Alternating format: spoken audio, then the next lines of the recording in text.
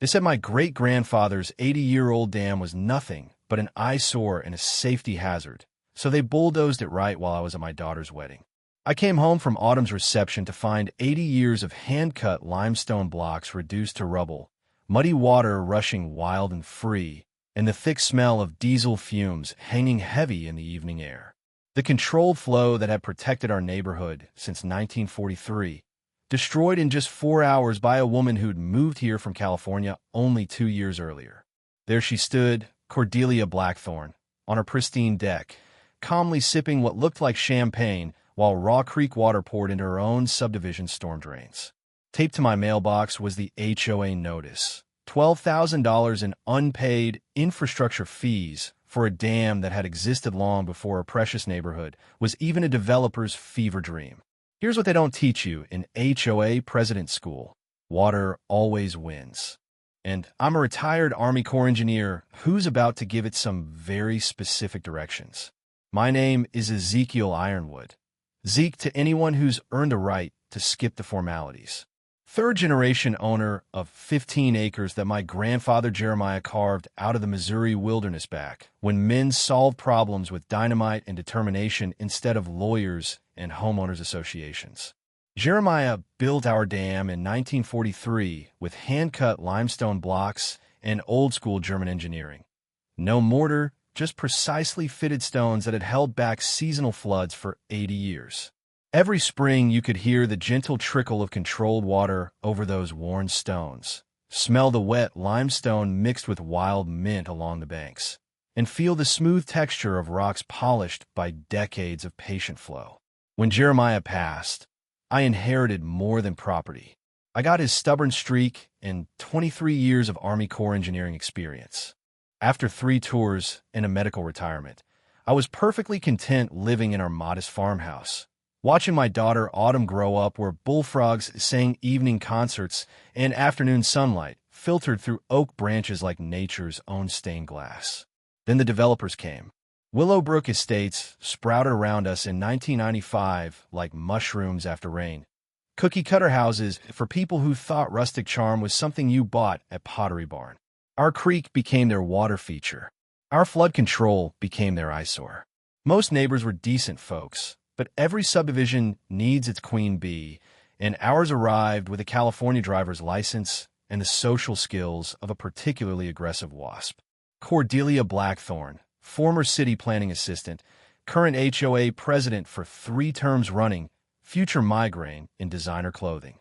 She drove a white Tesla that never seemed to pick up road dust, kept the yard so sterile it could double as a surgical suite, and had perfected the art of smiling while mentally calculating how much her backward local customs were costing her portfolio. The first shot came 2 months after Autumn's engagement. She stood on my porch in jeans that probably cost more than my disability check and said, "Mr. Ironwood, we need to discuss your property's integration with community standards." Integration, like I was defective software that needed updating. I told her my property was here before her community existed. She dismissed my hand-carved porch posts with the same expression she'd used for roadkill and produced a folder thick enough to stop bullets. Your rustic infrastructure poses safety concerns. That dam especially, it's creating liability exposure. And frankly, Mr. Ironwood, some residents find your lifestyle incompatible with our investment protection. My lifestyle. Code for, you people don't belong here. I offered compromise, regular inspections, minor maintenance, whatever would keep the peace. But Cordelia had the predatory look of someone who'd already decided you're the nail and she's the hammer. Her first unfair act. She called Child Protective Services, claiming my property was unsafe for children because Autumn still visited with her fiancé's kids. Anonymous tip, of course, but the timing was surgical, right during wedding planning. The harassment campaign had begun, and Cordelia had declared war on 4 generations of my family. But she'd miscalculated one thing about retired military engineers. We don't just build things to last. We build them to survive people exactly like her. 3 weeks after the CPS visit, which thankfully ended with the social worker apologizing for the obvious malicious report, a certified letter arrived that made her previous harassment look like amateur hour. $12,000 in retroactive infrastructure fees for my 80-year-old dam. I read the legal gibberish twice, standing in my gravel driveway while the mail truck's diesel exhaust still hung in the morning air like a toxic cloud of bureaucracy. According to HOA consultant Brantley Blackthorne, yes, you caught that last name, my dam was negatively impacting downstream water management and required immediate remediation assessment fees. Twisted logic, so audacious, it was almost impressive. My dam, controlling creek flow since before their subdivision existed, was somehow retroactively responsible for improvements they'd made to handle runoff from houses built on a floodplain in the first place. Like blaming the lighthouse for the rocks. 30 days to pay or face remediation proceedings. Translation: pay up or we'll destroy your family heritage with the enthusiastic efficiency of a toddler with a sledgehammer. But here's where Cordelia made her first big mistake. I'm not just a retired engineer. I'm a paranoid retired engineer who believes in documentation. A quick search on Brantley Blackthorne revealed he was licensed in Texas, but practicing hydrology, consulting in Missouri, without proper state credentials. My old Army Corps buddies drilled it into me. Always verify the license before you trust the expertise. That advice saved me 12 grand and handed me a legal sledgehammer of my own. My counterpunch was swift, surgical, and extremely public.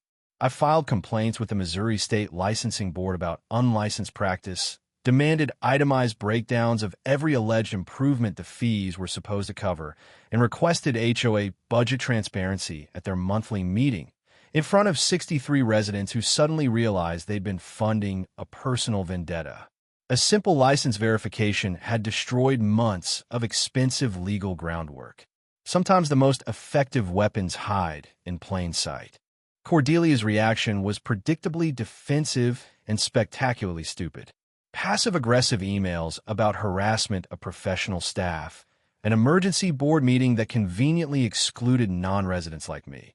Because nothing says totally legitimate like secret meetings and tantrums worthy of reality TV. But the damage was spreading like water through a cracked foundation. Longtime residents like Dalton Greystone, a retired teacher who'd lived here 30 years, started asking uncomfortable questions about emergency assessments funding legal battles they'd never voted on.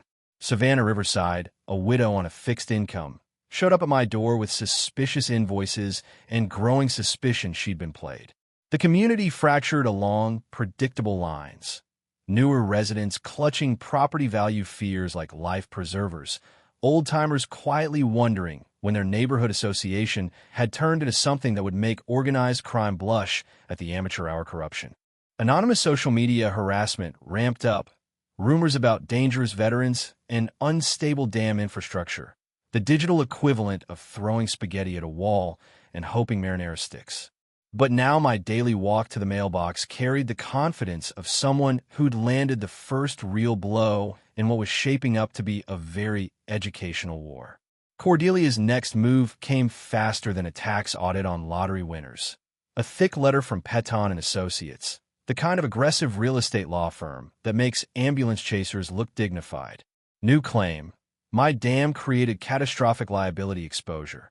I needed professional liability insurance or immediate removal proceedings would commence. The letter smelled like expensive cologne and pure desperation. While she carpet-bombed my mailbox with legal intimidation, I did what engineers do best: systematic problem-solving and meticulous documentation. Daily certified letters arrived like clockwork. County inspectors materialized at inconvenient hours, always responding to anonymous safety concerns that read like Cordelia's greatest hits. The local newspaper received an overwrought, concerned citizen letter about aging infrastructure dangers. Then, while sorting through the avalanche one evening, one invoice caught my attention like a fire alarm in a library. Cordelia's legal fees weren't coming from her designer purse. They were funded through emergency assessments levied on every HOA resident, including the people she claimed to protect from my dangerous dam. Dalton Greystone confirmed the scam when he appeared at my door, clutching his assessment notice like evidence of war crimes. "Zeke," he said, voice shaking with controlled fury, I've been paying legal fees to destroy your family's dam. When exactly did we vote to fund this woman's personal jihad? The answer, of course, was never. Cordelia had been operating like a dictator with a homeowners association, using community funds to finance personal vendettas.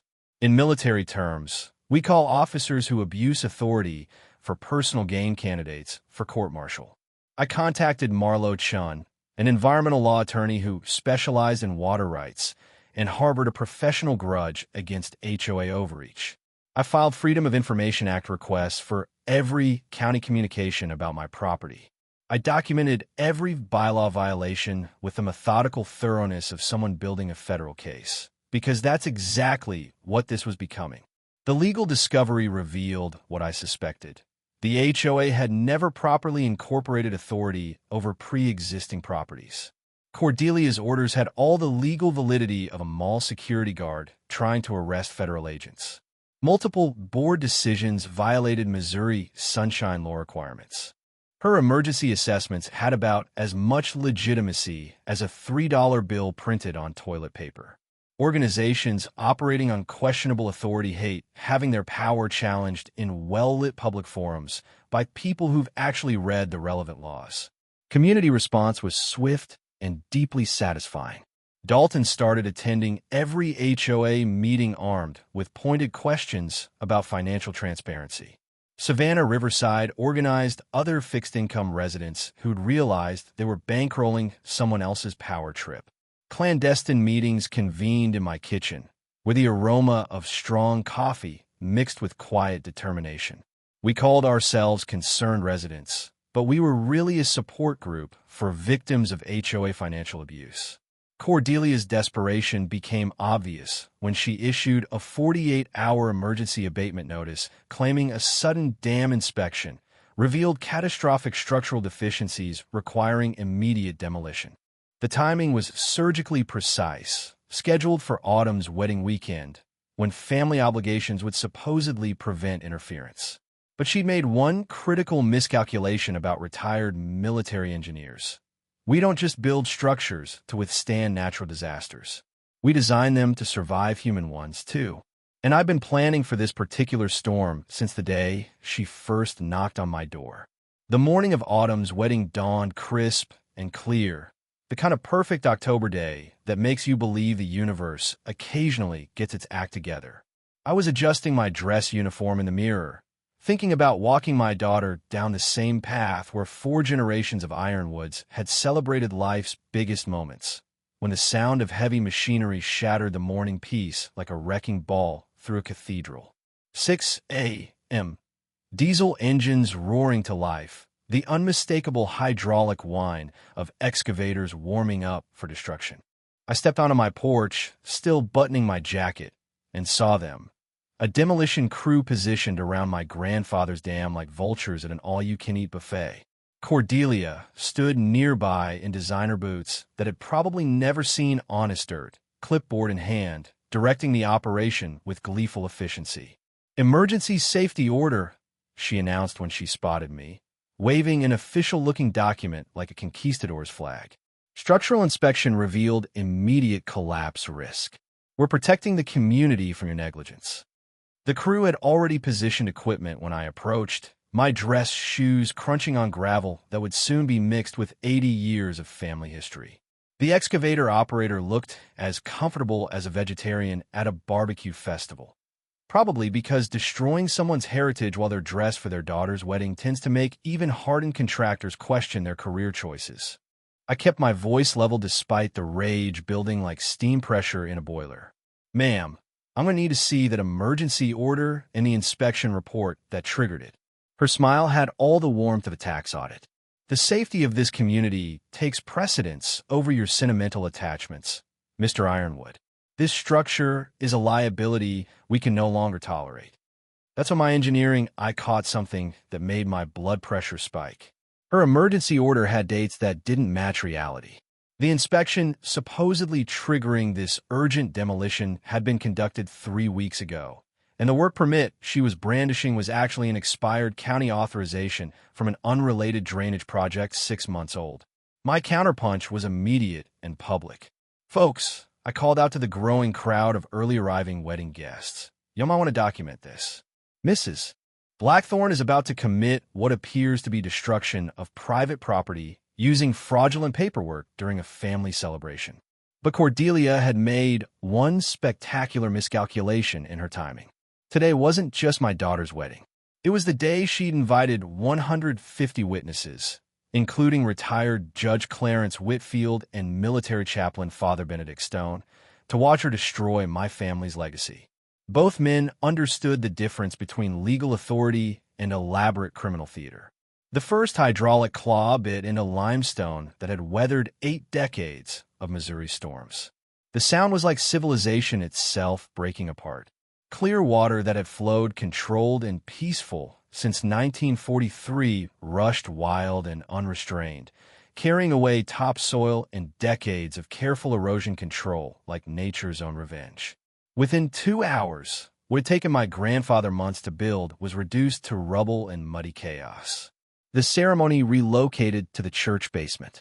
Autumn's white dress hem stained with creek mud. 150 wedding guests transformed into very angry witnesses to what looked increasingly like premeditated vandalism disguised as municipal authority. The texture of my daughter's muddy dress between my fingers felt like holding evidence of a war crime committed against my family's most sacred moment. But here's what Cordelia's California-bred arrogance hadn't anticipated. Midwestern wedding guests don't passively watch family heritage get bulldozed during celebrations. The entire guest list became instant advocates armed with smartphones, recording every moment of bureaucratic savagery time for maximum cruelty. Judge Whitfield cornered me during the relocated reception, face grim with professional outrage. Zeke, that wasn't a legal demolition. Emergency orders require specific protocols, and what I witnessed was either catastrophic incompetence or deliberate fraud with federal implications. Father Benedict offered something more valuable: connections to investigative journalists who specialized in government overreach stories. Son, he said, straightening his collar with hands that had blessed soldiers heading into combat. Sometimes evil hides behind paperwork and procedure, but truth has a way of surfacing like water, finding cracks in stone. The immediate consequences were swift and deeply poetic. Uncontrolled water flow began flooding HOA common areas within hours, turning pristine walking trails into muddy disasters that resembled the aftermath of biblical judgment. Local news picked up the wedding day demolition story by evening, complete with video footage of Cordelia directing destruction while formally dressed guests watched in horrified fascination. Social media exploded with hashtags and darkly humorous commentary about HOA presidents who apparently objected to happiness occurring near functional infrastructure. Several board members quietly developed amnesia about supporting Cordelia's increasingly unhinged leadership style.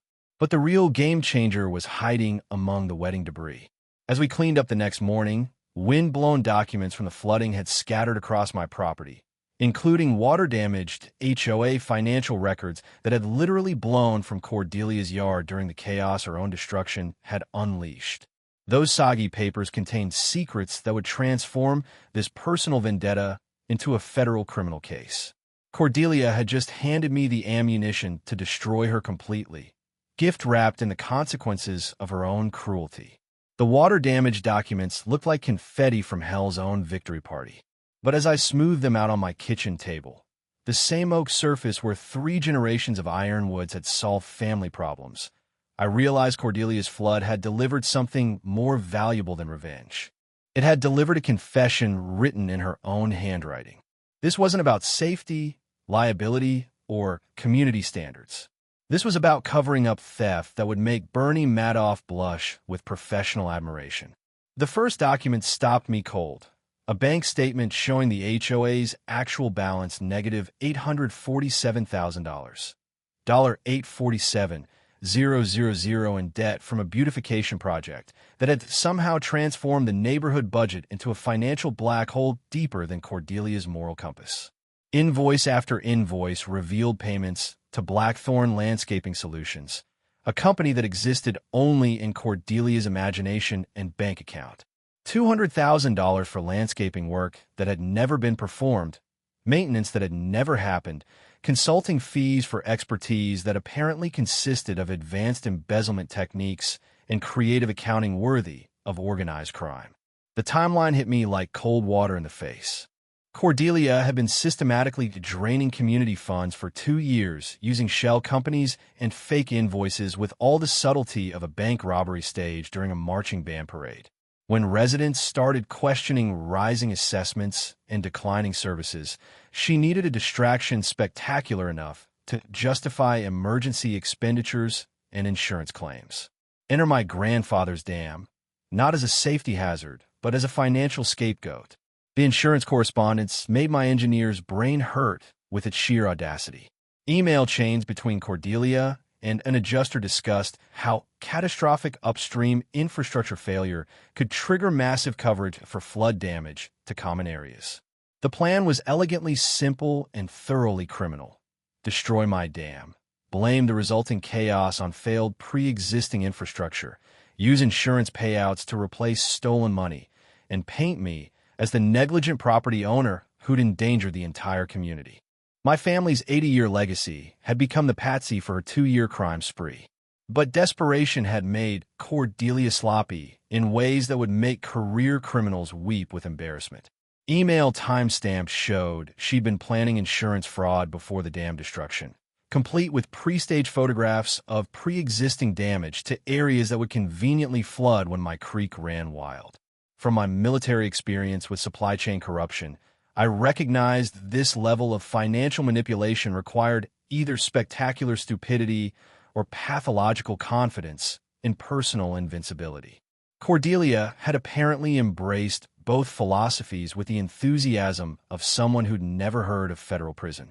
The smoking gun was buried in a folder marked Emergency Reserves, bank transfer records showing HOA funds flowing to offshore accounts in the Cayman Islands. Because nothing says legitimate neighborhood association like international money laundering operations that would impress cartel accountants.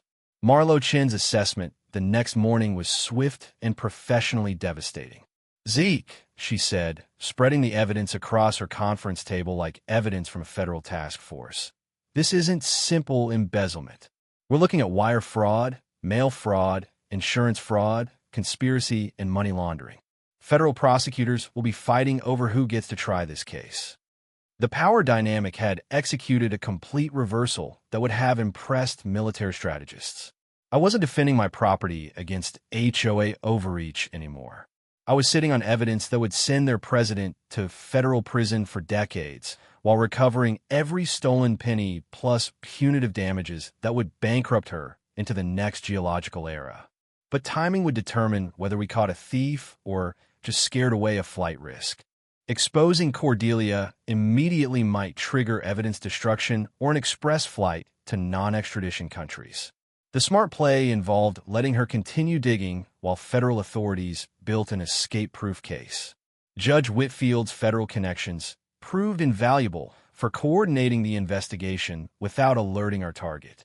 "Son," he said, reviewing evidence with clinical precision honed by decades of judicial experience. "This woman has committed enough federal crimes to keep prosecutors busy until retirement, but we need to catch her actively moving money, not just holding proof of historical theft." The irony was delicious enough to serve at state dinners. Cordelia had destroyed my family's heritage to cover up stealing from the very neighbors she'd convinced to fund her legal war against me. Those same people would soon have front row seats to watching their trusted leader get arrested for robbing them systematically and creatively. Father Benedict captured the moment perfectly during our next kitchen strategy session. Evil has a tendency to consume itself. Zeke, our responsibility is ensuring the community gets an unobstructed view of the consequences. My kitchen table had transformed into a war room that would have impressed Pentagon strategists, covered with evidence folders, legal documents, and enough coffee cups to caffeinate a small army. The team assembled around that oak table represented everything Cordelia had catastrophically underestimated about small-town networks and military precision planning. Marlo Chun brought environmental law expertise and a personal vendetta against HOA corruption that burned hotter than asphalt in August. Judge Clarence Whitfield contributed federal connections and 4 decades of legal strategy refined by watching criminals who thought they were smarter than the Constitution. Father Benedict offered community organizing skills and the kind of moral authority that makes people confess sins they'd forgotten committing. Our resident intelligence network consisted of impressively motivated neighbors. Dalton Greystone had access to HOA meeting minutes and the observational skills of someone who'd survived 30 years of middle school politics. Savannah Riverside tracked financial irregularities with spreadsheet precision that would make IRS auditors weep with professional envy. Preston Ashworth, the former board member who'd quit in disgust, had kept copies of everything because he'd seen this disaster coming from 3 fiscal years away. Marlowe mapped out our legal strategy like a general planning D-Day, but with better coffee and significantly more righteous anger. We documented every HOA bylaw violation while preparing criminal referrals for embezzlement and fraud. Civil suits for property destruction would run parallel to challenges against the HOA's fundamental authority over pre-existing properties. From my core days, I remembered that effective attacks hit multiple targets simultaneously. When you're flanked from 6 directions, everything becomes indefensible. Judge Whitfield's forensic accounting contact agreed to audit HOA books with the enthusiasm of someone who specialized in finding money hidden by people who thought they were cleverer than mathematics. His FBI connection would investigate insurance fraud with federal resources and subpoena power that could pierce corporate veils like tissue paper. We'd request asset freezes to prevent further theft while preparing resident class action suits for those illegal assessments that had funded Cordelia's personal legal war. Father Benedict's investigative journalist contacts practically salivated over the story. Bureaucratic corruption, veteran family targeted, community funds stolen, wedding day destruction. The media package wrote itself. Small-town David versus Goliath, except Goliath was embezzling money, and David had federal law enforcement backing his slingshot. Meanwhile, our neighborhood intelligence network operated with efficiency that would have impressed CIA handlers. Cordelia's discovery that her missing financial documents had blown straight into enemy hands triggered a meltdown that transformed months of calculated harassment into weeks of increasingly desperate criminal activity. Her first move proved that panic destroys judgment faster than water erodes limestone. She broke into my property at 2 o'clock in the morning, searching for documents that were already safely locked away. My trail cameras captured every moment of her amateur burglary attempt, including the 5 minutes she spent cursing in my garden hose after tripping over it like some kind of vengeful yoga instructor. The footage was simultaneously hilarious and disturbing. Cordelia in designer athleisure gear, wielding a flashlight while attempting stealth operations that would have embarrassed drunk teenagers. But watching someone desperate enough to commit felonies on camera tends to kill the comedy pretty quickly. Her sabotage campaign escalated with all the subtlety of a marching band practicing in a library. Social media posts appeared questioning my mental stability and spreading rumors about dangerous veteran behavior that read like they'd been written by someone whose entire knowledge of military service came from action movies and political attack ads. The harassment crossed every line civilized society pretends exists. Anonymous complaints to the VA questioning my disability benefits, false reports to child services claiming unsafe environment for grandchildren who visited maybe twice a month. She even attempted to challenge Autumn's marriage license, claiming fraudulent venue because the ceremony had been relocated due to her own destructive actions. But Cordelia's desperation produced one gift that perfectly illustrated how panic makes smart people do impossibly stupid things. She hired a private investigator to find dirt on our coalition members, someone named Roland Grimm, who asked very professional questions about our conspiracy against community leadership. What Cordelia didn't realize was that Roland Grimm was FBI agent Roland Grimm, already investigating HOA financial crimes when she'd essentially paid federal law enforcement to strengthen their case against her. Sometimes irony is so perfect it feels like divine intervention with a sense of humor. My counterpunch involved the kind of methodical documentation that drives desperate criminals toward increasingly reckless behavior. Every harassment attempt was recorded, photographed, and filed with appropriate authorities. Trail cam footage of her breaking and entering went to local police and federal investigators. Her social media rants were preserved like evidence in a museum dedicated to self-incrimination. The community response was swift and decisive.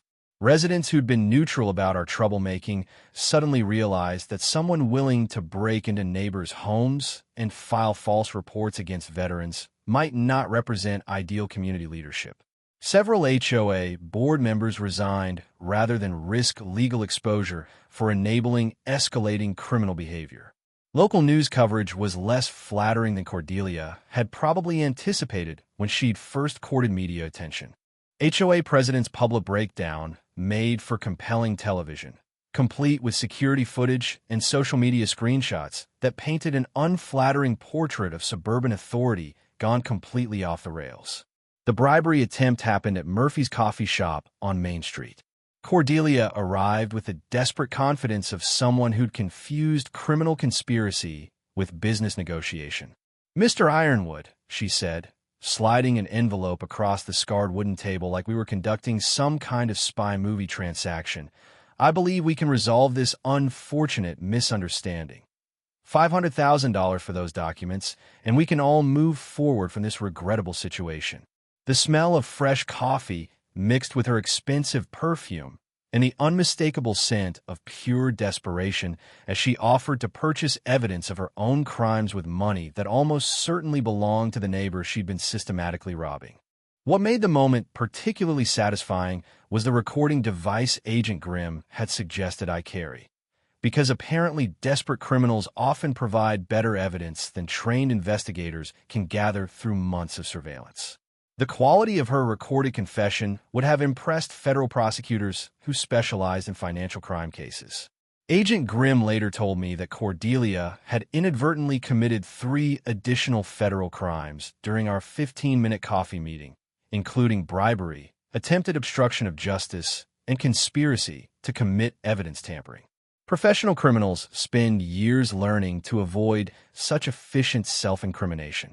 Cordelia's final desperate gambit involved liquidating remaining HOA funds while planning to flee the country before arrest. She'd booked flights to nations without extradition treaties, transferred assets to accounts already under federal surveillance, and scheduled one last emergency board meeting to transfer authority to her handpicked successor. Agent Grimm's evening updates became our daily entertainment. Cordelia was essentially following a criminal activity checklist designed by law enforcement to make federal prosecutions easier, while apparently believing she was executing some kind of brilliant escape strategy that would confuse investigators who'd been tracking financial crimes since before she discovered offshore banking. Each desperate move was another piece of evidence in what was becoming a federal prosecutor's dream case. Cordelia's last stand began with a propaganda campaign that combined the subtlety of a car alarm with the accuracy of a blindfolded dart thrower. Professional flyers appeared throughout the neighborhood, featuring stock photos of concerned families and headlines screaming, "Protect our community from violent extremists." According to Cordelia's alternate universe, I was leading a dangerous militia group of radicalized veterans and disgruntled residents who posed an immediate threat to family safety and property values. The flyers read like they'd been written by someone whose primary sources were dystopian novels and late-night cable news panic attacks. She'd organized an emergency community safety meeting with all the theatrical production value of a small-town political rally crossed with a particularly dramatic episode of daytime television. The venue was our flood-damaged community center, because nothing says credible leadership like holding meetings in buildings damaged by your own destructive decisions. Her hired security consisted of off-duty police officers who looked professional enough until you realized they were unknowingly providing muscle for someone about to star in a federal perp walk. The social media blitz featured sophisticated bot networks spreading fear about property seizure by militant groups and veteran mental health crises threatening neighborhood children. But Cordelia's final deception was her criminal masterpiece. Every dollar she transferred to her escape fund was flowing directly into an FBI sting operation, so convincing she was essentially paying federal law enforcement overtime to document her money laundering in high definition.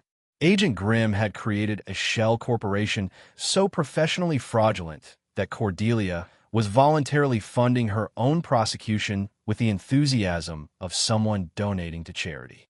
FBI agents positioned themselves throughout the community, disguised as concerned residents who'd coincidentally decided to attend a neighborhood meeting while carrying federal arrest warrants.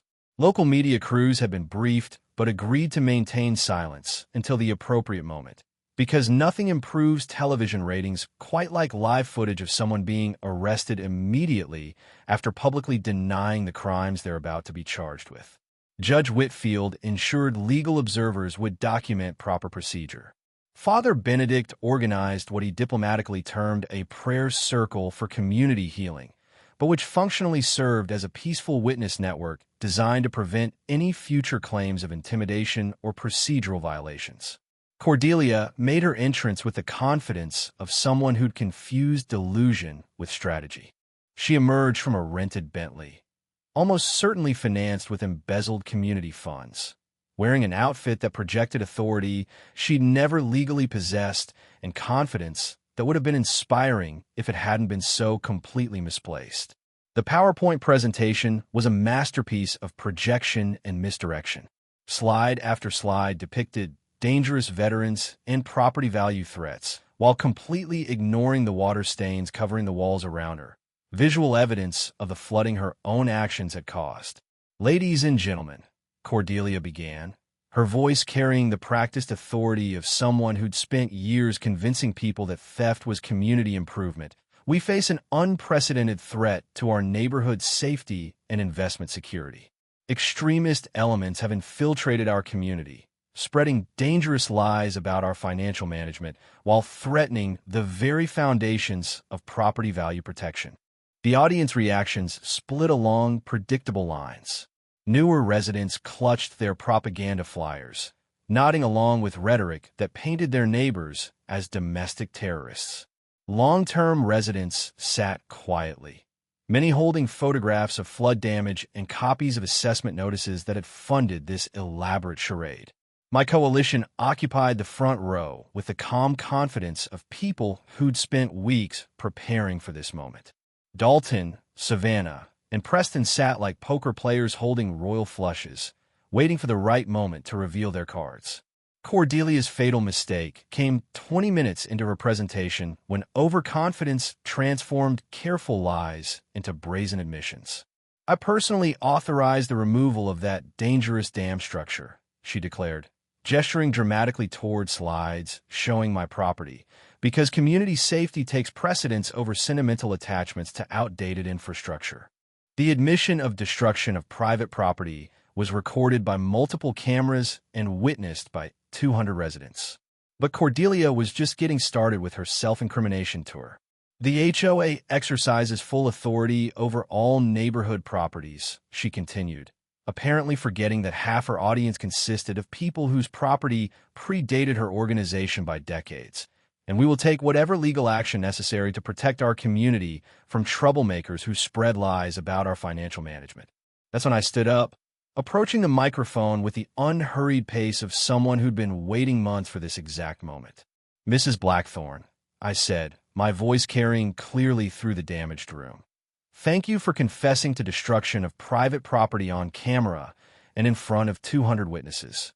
Now, let's talk about something really interesting, like the $847,000 in HOA debt you've been hiding from these residents, and the $200,000 you've stolen from your neighbors' pockets through fake invoices to shell companies you control." I continued, pulling out the water damage documents that had started this entire investigation. "Should we discuss that on camera, or would you prefer to wait for the federal agents to read you your rights?" The silence that followed was so complete you could have heard a pin drop in the next county. Cordelia's face went through a color transition that would have impressed chameleons as the implications hit her like a freight train carrying federal arrest warrants. "Those are lies," she screamed, abandoning all pretense of dignity. Stop spreading malicious falsehoods. Security, remove these troublemakers. But her security detail had noticed something she'd missed. The unusually large number of residents displaying federal badges and looking very interested in her response to accusations of financial crimes. Agent Grimm stepped forward with the casual confidence of someone who'd been waiting all evening for his cue. "Mrs. Cordelia Blackthorne, you're under arrest for wire fraud, mail fraud, money laundering, embezzlement, and conspiracy to commit insurance fraud." The sound of handcuffs clicking closed echoed through the sudden silence like the final note of a very expensive symphony. Cordelia's demands to stop this conspiracy and protests about veteran extremists were drowned out by the Miranda warning being read in the patient voice of someone who performed this procedure many times before. The community's reaction was immediate and deeply satisfying. Spontaneous applause erupted from residents who'd finally watched justice arrive with handcuffs and federal badges. Tears flowed from elderly neighbors who'd watched their savings disappear into Cordelia's personal accounts. Children asked parents why the mean lady was crying while police officers explained constitutional rights.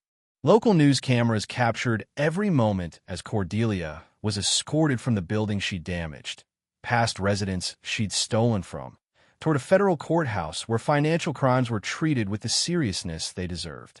The live stream went viral within minutes, with hashtags trending that would have embarrassed anyone with functioning shame receptors. National media picked up the story by morning.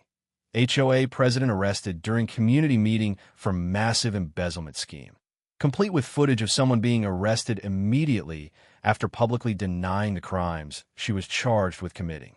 The remaining HOA board dissolved faster than sugar and rain, unwilling to risk association with federal criminal charges. Community members voted unanimously to create a resident-controlled neighborhood association based on transparency, accountability, and the revolutionary concept that stealing from your neighbors was morally and legally problematic. Agent Grimm later told me that Cordelia had managed to commit 3 additional federal crimes during her final speech, including perjury, obstruction of justice, and making false statements to federal officers who'd identified themselves before the meeting began. Justice moved swiftly once federal prosecutors had Cordelia's recorded confessions, documented money transfers, and enough evidence to fill a small library dedicated to creative financial crimes. She pleaded guilty to avoid a 15-year sentence that would have made her eligible for Social Security upon release, receiving 5 years in federal prison, complete asset forfeiture, and a restitution order that would follow her like a particularly persistent creditor for the rest of her natural life. The $2.1 million recovery exceeded even our most optimistic projections. Apparently, Cordelia had been more thorough in her theft than anyone realized, including offshore accounts that federal investigators traced with the enthusiasm of treasure hunters armed with subpoena power. Every stolen dollar returned to the community, plus punitive damages that transformed our neighborhood association from bankrupt to better funded than most small-town governments. My personal settlement for property destruction and emotional damages came to $500,000, which felt less like compensation and more like cosmic irony with a very expensive price tag. But money couldn't rebuild 80 years of family heritage. That would require something more valuable than cash. The dam restoration became a community project that would have made my grandfather proud, combining his original limestone with modern engineering that included fish ladders, walking trails, and educational signage explaining how proper water management protects neighborhoods from the kind of flooding that had damaged our community center. Volunteer labor from neighbors reduced costs while building relationships that turned former strangers into something resembling an actual community. Autumn and her husband moved into the renovated farmhouse that spring, making me a grandfather to children who had learned to fish in waters their great-great-grandfather had controlled with hand-cut stone and patient engineering. The sound of young voices echoing across water that flowed clean and controlled felt like the best possible ending to a story that had started with destruction and spite. The Willowbrook Neighbors Association replaced the HOA with democratic voting, transparent budgets, and monthly potluck meetings that actually brought people together instead of driving them apart. Property values increased when potential buyers realized they could purchase homes in a community run by residents instead of aspiring dictators with access to legal fees and offshore banking. We established the Ironwood Veterans Foundation for PTSD counseling, using Cordelia's restitution payments to provide services for military families dealing with the kind of bureaucratic harassment that had nearly destroyed mine. The irony of using her stolen money to help veterans she'd tried to demonize felt like justice with a sense of humor that appreciated long-term planning. The Willowbrook Environmental Education Center opened near the restored dam, where local schools bring children to learn about water management, community cooperation, and why financial transparency matters in democratic institutions. Teacher-led field trips include hands-on lessons about engineering, environmental protection, and how ordinary citizens can fight corruption when they work together with proper documentation and federal assistance. Our annual Freedom from HOA Festival celebrates community independence with food trucks, live music, and educational booths about legal rights that most homeowners never realize they possess. Local attorneys provide free consultations about association bylaws, state oversight requirements, and when HOA authority crosses into criminal territory that requires federal attention. The Scholarship Fund helps young veterans pursue education in engineering, law, and public administration, fields where understanding how systems work prevents the kind of abuse that Cordelia had practiced with such spectacular criminal creativity. Recipients learn that the best defense against corruption is citizens who understand their rights and aren't afraid to document violations with legal precision. Father Benedict's community organizing efforts spread beyond our neighborhood, helping other subdivisions identify financial irregularities and challenge illegal assessments. Judge Whitfield became our unofficial legal advisor, teaching residents about sunshine laws, financial oversight requirements, and how to request the kind of documentation that makes embezzlement difficult to hide from federal investigators. Marlo Chun established herself as the region's leading expert on community legal rights, representing neighborhoods across Missouri in cases involving financial mismanagement, illegal assessments, and unauthorized property destruction. Her success rate attracted national attention to legal strategies that had transformed our local victory into a template for fighting suburban corruption. The ripple effects exceeded anything we'd anticipated when this started as a fight to save one family's dam. Missouri legislature passed HOA reform requiring independent financial audits, sunshine law compliance, and criminal background checks for board members. Other states began investigating their own association oversight requirements.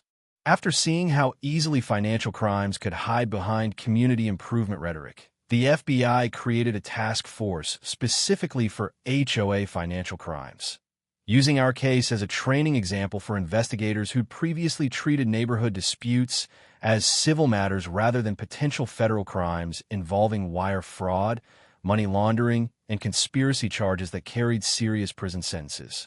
The final scene played out exactly where it should have, at the restored dam, where 4 generations of my family had celebrated life's important moments. Autumn's first anniversary renewal ceremony brought together everyone who'd helped transform personal vindication into community healing, with clear water flowing over new limestone that incorporated stones from my grandfather's original engineering. Judge Whitfield performed the renewal ceremony, while Father Benedict blessed water that flowed controlled and purposeful toward neighborhoods protected by proper engineering and transparent governance. Children who'd drawn pictures of the destroyed dam now played along banks, where environmental education merged with family legacy in ways that felt like the future my grandfather had envisioned when he'd first placed stone upon stone with patient precision. Sometimes the best revenge isn't getting even. It's building something better than what they tried to destroy. Standing up to bullies doesn't just save your own property when you do it right. It saves entire communities from people who mistake authority for permission to steal from their neighbors. Share your own HOA horror story in the comments. You might help someone else fighting similar battles against financial corruption disguised as community improvement. Subscribe for more stories about ordinary people defeating corrupt systems. Because justice isn't just for lawyers and politicians. It's for anyone willing to document evidence and demand accountability from people who've confused elected positions with criminal opportunities. Next week, the city council that tried to seize a family farm for a shopping mall development, and how one stubborn farmer used a 200-year-old property law to turn eminent domain proceedings into a federal investigation of municipal corruption that reached all the way to the state capitol. The creek flows clear over restored stone, carrying promises that water always finds its proper course when good people refuse to let corruption dam the flow of justice toward where it belongs.